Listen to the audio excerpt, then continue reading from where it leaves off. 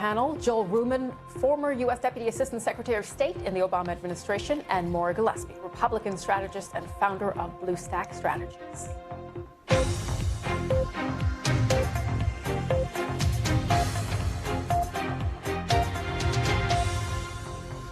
Hello, welcome to the programme. This hour we take a look at the latest on the decisions and impacts of this second Trump term. Our top story, of course, centres on, well, just those two words, 2 weeks. That's right, as strikes between Israel and Iran continue, the world has been waiting for what could be one of the consequential decisions of Donald Trump's presidency so far, whether the U.S. would launch a military strike on Iran. Today, the White House says the president would make that decision within the next 2 weeks. It's understood President Trump had approved a potential attack plan on Iran, but the question of if the president would go ahead with it, and if so, on what timeline, had been under some speculation. Tonight, with our panel, we'll analyse the significance of this 2-week period. First, here's Caroline Levitt speaking earlier. Regarding the ongoing situation in Iran, I know there has been a lot of speculation amongst all of you in the media regarding the president's decision-making and whether or not the United States will be directly involved. In light of that news, I have a message directly from the president, and I quote, "Based on the fact that there's a substantial chance of negotiations that may or may not take place with Iran in the near future, I will make my decision whether or not to go within the next 2 weeks." Iran's Deputy Foreign Minister has told the BBC that this is not America's war. He said there would be hell for the whole region if America joined the fighting. The moment that this aggression stops, of course, diplomacy is the first option. But now what we are seeing and what we are hearing from Americans that they are thinking of getting involved in this war. We think that this war is not American war, but if they would like to get into this war, President Trump will be remembered forever for a war that it was not his war, but dragged in. And this will be a quagmire, and this will be hell for the whole region. Well, strikes continue between Israel and Iran. Israel's defense minister said Iran's supreme leader, Ali Khamenei, can no longer be allowed to exist after an Israeli hospital was hit during an Iranian missile attack. It is the strongest language yet from an official in the Israeli government. He spoke outside the damaged Soroka hospital in Beersheba, which was hit by a missile from Iran. Tehran has denied targeting the hospital. It says strikes were aimed at a nearby military facility. Israel's Prime Minister Benjamin Netanyahu says he is in close contact with the U.S. president. President Trump will do what's best for America. I trust his judgment. He's a tremendous friend, a tremendous world leader, a tremendous friend of Israel and the Jewish people. And we will do what we have to do, and we are doing it. We are committed to destroying the nuclear threat, the threat of a nuclear annihilation against Israel. We're able to do it. And we, of course, will make our own determination. But I have to say that the partnership with the United States, the partnership with President Trump, with whom I speak to almost every day, is incredible. Well, in a moment, we'll get analysis, reaction from our panel. But first, let's get the latest with our North America correspondent, Nomia Iqbal, who's been at the White House and following the latest on this story here in Washington. Nomia, take us through how this statement is being seen, that the president will make a decision within 2 weeks, that there's a substantial chance for negotiation. Well, I think the temperature's been lowered for now.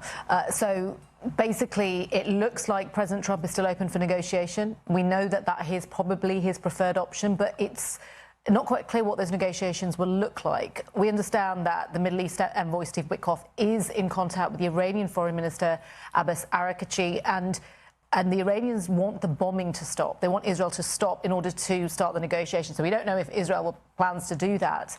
And then after that, we don't know exactly, what will be negotiated, how long that will take. It's probably worth mentioning that Donald Trump does like his 2-week deadlines. There's a lot of things that he has said that he will give 2 weeks to. Just earlier this month, he said that he'd let us know in 2 weeks if Vladimir Putin was serious about peace in Ukraine. It's been more than 2 weeks. So I guess we'll see, but it does, as I say, lower the temperature for now. What do we know about what's going into President Trump's decision-making? I mean, we heard that his former chief strategist, Steve Bannon, visited the White House.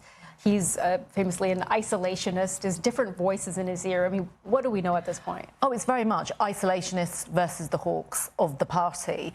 as Steve Bannon joins many others, including Tucker Carlson, the former Fox News presenter, in saying do not go down this road. Donald Trump has long campaigned on this platform of no wars. Even last May in Saudi Arabia, he stood there, gave this rousing speech saying the era of foreign intervention is over. So plenty of his supporters, his loyal MAGA base, are saying, what happened to that man? But then you have those on the other side saying, well, no, President Trump isn't saying I want to get involved in a prolonged war. He said it at the White House yesterday. What he's saying is, I want to strategically bomb Fordow, the underground nuclear facilities in Tehran. But it's easier to start a war than it is to end one. And so I guess the concern for his base is, how far will Donald Trump go with this? And he has ignored the advice of his Director of National Intelligence, Tulsi Gabbard, a loyalist, who has said that there's no evidence that Iran is close to having a nuclear bomb. Benjamin Netanyahu has for decades claimed that they are going to imminently have a nuclear bomb, but never provided the evidence. Nonetheless, the president believes the Israeli prime minister and believes that, in his view, that Iran should never have a nuclear bomb, and that is his position on it. Okay, our North America correspondent, Nomia Iqbal. Thank you so much for that reporting, Nomia. Right, let's bring in our panel for today. Joel Rubin, former US Deputy Assistant Secretary of State in the Obama administration, and Maura Gillespie, Republican strategist and founder of Blue Stack Strategies. Hello to you both. Right, Maura, let's start with you. First of all, just immediate reaction to this 2-week deadline for that decision to be made. He's certainly hedging his bets here by trying to delay. I think this is a tactic that the president has used, not just in this term, but in his first term. We heard during the COVID, 15 days to stop the spread. He's very familiar with the 2-week stretch to try and kind of get his bearings and figure out what it is that the different voices in his cabinet and his base are saying to him. So that's what's happening right now, is that he's trying to listen to those voices and also recognize the fact that Iran, he has been consistent about not wanting Iran to have nuclear weapons. They do present a clear and present danger to not only the Middle East, but to the global community. And so balancing it out with, their reckless behavior, in his view, of getting into wars. So he has to balance out those two things, and it's not an easy walk for him, considering how vocal he's been on so many things as far as what former President Bush did, but as well as what's happening right now with his allies in Israel. Joel, just want to bring you in for your headline thoughts, I suppose. What was your reaction when you heard this 2-week deadline? Well, this is a crisis of Donald Trump's own making. It's been 10 years in the making, quite frankly, since he rhetorically attacked the Iran nuclear deal that President Obama negotiated and then tore it up in 2018. This precise moment was predictable, which is that Iran will be on the verge of getting a bomb, or we'd have to have a war to stop it. And he doesn't know what to do. He's stuck. He's frozen. He's listening to pundits and prognosticators, political people, rather than experts and his advisors. And I think that goes to show you that this, for him, is a political call, not a national security call. And that makes me very nervous, because any military strike that we take, and it may very well be justified, but any strike that we take needs to have a well-thought-out plan of what's going to happen the day after. Talking to Steve Bannon is not going to get you that. He needs to be speaking with Marco Rubio, speaking with Pete Hegseth, and speaking with our allies around the world, rather than with podcasters and pundits. But Joel, that is exactly what the president is doing, isn't he? I mean, he's been in national security briefings with his inner circle, with the CIA chief, with his Secretary of State as well. He is getting those voices, isn't he?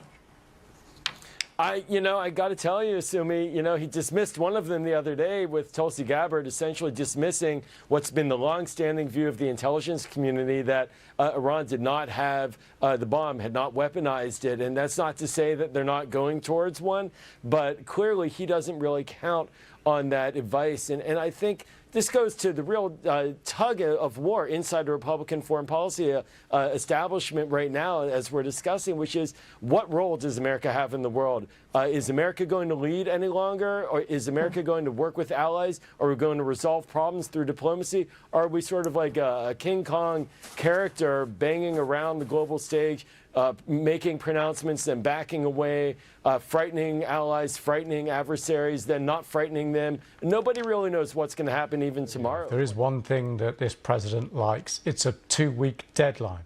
Now, back in 2020, during his first term, the president said he would unveil a full and complete healthcare plan in 2 weeks. No such plan was ever released. Last month, he set a 2 to 3 weeks time frame for new US import duties, only for the mark to pass without action. In May, Trump said that Russia had 2 weeks to demonstrate a willingness to end the war in Ukraine or face new economic sanctions. He has yet to announce his decision. And a week ago, Trump said that in about 2 weeks, the US would be sending letters out informing America's trading partners of their new tariff levels. Let's bring in our panel again. Maura, let's start with you if we can. Is it damaging, that list that I just read out? Well, and I added the one about COVID before. No, I mean, I think this is just par for the course of Donald Trump. He really does struggle between what different advisors are saying to him in that moment. He's very much whoever is closest to him at that time and what they're convincing him, he tends to go with. And if he's conflicted, he gives himself a 2-week window. It's not great, to be honest, but it seems to be consistent, at least, is what he does. My concerns, and I'm not shocked by the fact that he's not relying on Tulsi Gabbard, but what confuses me is then why did he put her up for Director of National Intelligence in the first place? And so in the conversation we had about, different advisors who are trying to, explain to him the situation on the ground and what's at stake for the United States, but also what's at stake for the global community, it is interesting that he is not relying at all. Not only not relying on her, but outright contradicting what she has said. Maura, we'll talk a bit more about Tulsi Gabbard after the break, but specifically on the next 2 weeks for President Trump. What exactly would he have to do to try to return to negotiations at this point after saying that his patience is essentially worn out? Well, and I think a few reporters asked Caroline Leavitt today during the press briefing, what is it that he sees as opportunities to negotiate? What kind of insights did he get or information did he get that would lead him to believe that there was an opportunity there? And she, more or less said that she wasn't going to answer that or go into that. So it remains a little bit unclear. I don't know what the Iranian officials have offered to him or have promised. Your previous guest just said that, the fact that he's even willing to hold off for 2 weeks maybe is giving them an opportunity to come back to the table. That remains to be seen. But I do think, as we see with his comments about 2 weeks with Putin to decide about Ukraine, that has coming on. And so I do worry that he is being played by some of these actors who know that they can goad him. And unfortunately, that's going to reflect poorly on us, but also it reflects poorly for our allies who need consistency and who need to know what's the plan.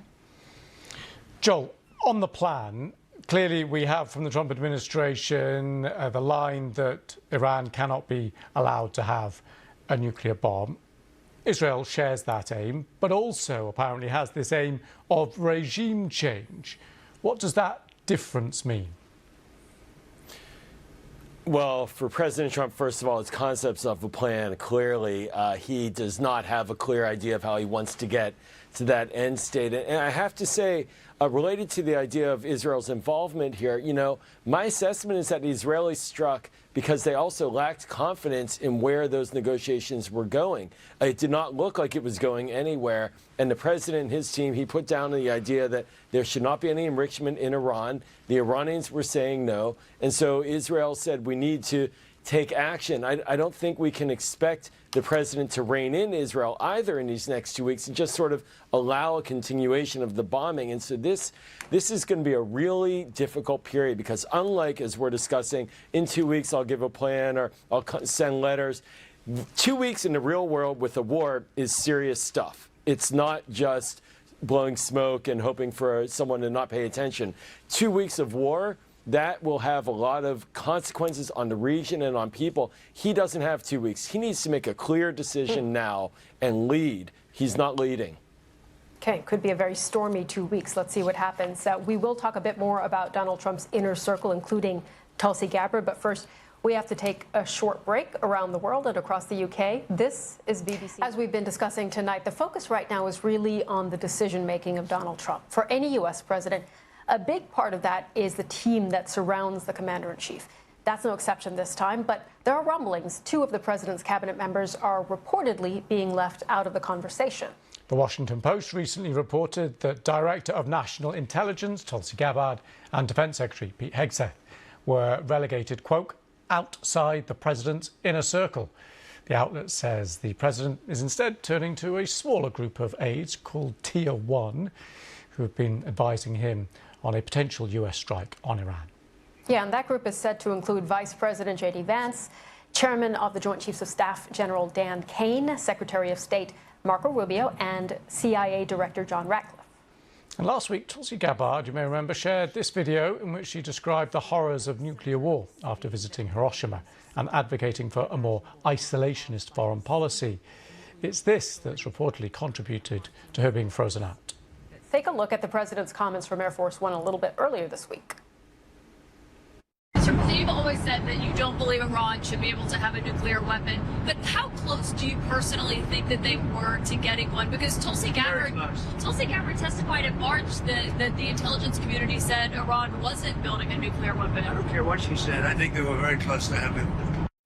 Well, for Hegseth, it appears the sting of Signal Gate still lingers. US officials say there's been little communication between the Defense Secretary and the White House ever since the Secretary was found to have discussed military operations in a group chat, which mistakenly included a journalist. Let's bring back our panel back in, Joel and Maura. Joel, first of all, let's talk about Tulsi Gabbard, Director of National Intelligence. You know, she has made very clear that she is an isolationist. That was the case before she joined Donald Trump's cabinet. What do you make of the fact that she appears, at least according to this reporting, to be a bit on the outside right now? Well, I'm not really surprised. You know, I remember Director Gabbard when she was Congresswoman Gabbard as a Democrat, a progressive Democrat, vice chair of the Democratic National Committee, a Democratic presidential candidate as well. And then she burned her bridges with the Democratic Party and flipped over into the Republican column. And clearly she has a penchant for burning bridges, too, because, you know, the president's principal intelligence advisor should not be somebody who is publicly besmirched like she just was. And, you know, she had a very hard confirmation hearing. There were a lot of questions about whether or not she was engaged with foreign adversaries like Russia and Assad in Syria and where her ties were exactly. And I think now we're seeing over time the wisdom of Congress and having those hard questions finally making their way into the White House. I don't know how much political power she has within the Republican Party, clearly some, but for the president to do what he did in public like that demonstrates a lack of confidence. Maura, just on the specific role here, clearly she brings a significant caucus, people with her. Was it a mistake, this particular role, though? I wonder what the reasoning was behind it, other than to maybe, you know, put some of these senators on notice that Trump's hold over the Republican Party is that strong that he could put somebody like her in this position and they would have to vote for her. I don't know if it was that, if it was just to appease the more libertarian sector of the Trump supporters and to, you know, kind of represent them in that way. And again, probably represent the position that they don't want to get into these endless wars, as they said. And so I do think that it calls into question why she was chosen if he wasn't going to listen to her, and not only not listen to her, but say, I don't care what she says. I mean, that's pretty damning. Anyone who's in his cabinet to be told that the president who is supposed to be seeking your guidance and your advice doesn't care what you have to say. That's a stark thing to hear, and not only within a cabinet meeting, but I assume there in the public space as well. Maura, can I just ask, I understand you worked for Tulsi Gabbard's office in Congress, whether her positions now reflect what you found as well when you worked in her office? So I worked for Congressman Kinzinger, and we worked a lot on Syria issues. And because of they both are military background, they had, you know, worked together a lot. And her office, they were, especially during this stuff where she went to Syria, they had grave concerns about that, rightfully so. I believe that she had to pay back some money because there was portions of the trip that were funded by pro-Assad groups.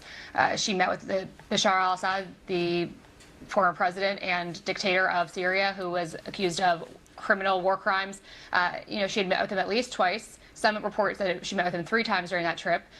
But So it's stark to me, not only that she was then put up for a position of Director of National Intelligence, but that a lot of these, like I mentioned, these senators who had such apprehension about her even being close to our intelligence information, now being in charge of the entire, body there. It is so stark. And again, I don't understand the reasoning behind it unless it was just to ruffle some feathers and show his strength, and by that I mean his power over the Republican Party, because otherwise it doesn't really match anything else that's going on right now in terms of foreign policy. Joel, just very briefly, we've only got 30 seconds or so left, but you mentioned that in your instance, you believe Donald Trump effectively boxed himself into this position by tearing up the previous agreement. Do you think it's still his instinct to not get involved here, though?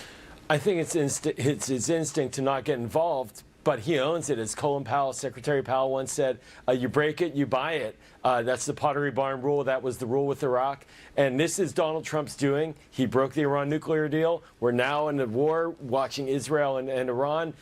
They are on the edge of a nuclear weapon in Iran. This is his policy. He owns it. Joel Rubin, thank you very much. Maura Gillespie, thank you very much for that. Interesting to get your views. We'll be back with our panel in just a couple of minutes' time. Do stay with us. Plenty more to come. This is BBC News. And Joel, I'll start with you. We've talked about this on the program in the past, that President Trump campaigned very heavily on what he said was ridding the government of dangerous woke leftist policies that he said that DEI was. What do you make of the point that is made by his administration that they want to focus on, quote, excellence and merit? Well, then, sue me, they really need to revisit who they have in their cabinet, clearly, because the president's already lost confidence in them. Not quite a shining example of excellence. I think the challenge here with the DEI debate, as we see it at this moment, is that if it was a policy debate about how to improve diversity and equity and inclusion, that would be fine. But I think what's really happening here is a rolling back of rights for African Americans and a rolling back of inclusion and social progress here in the United States. That's really what we're witnessing, and DEI becomes sort of the code word for that, and that's very dangerous and disturbing, especially now on Juneteenth to commemorate the freedom of now Americans and of enslaved Americans back in the 1860s. We need to go forward, not backward, and I think that's what we're seeing with the DEI, anti-DEI initiatives right now. Maura, what's your take on this? I think that the American people spoke pretty loudly about not wanting to have such mandates put on us.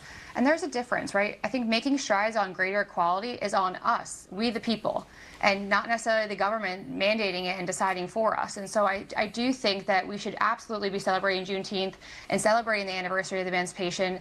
It's a huge part of our history, and it should be not only taught, but celebrated as far as the strides that we've made. We still have strides to make. We still have ways to go, but that's on us, and we can all do our own part to create a better environment, but we don't need it mandated, and I think that that's the biggest takeaway.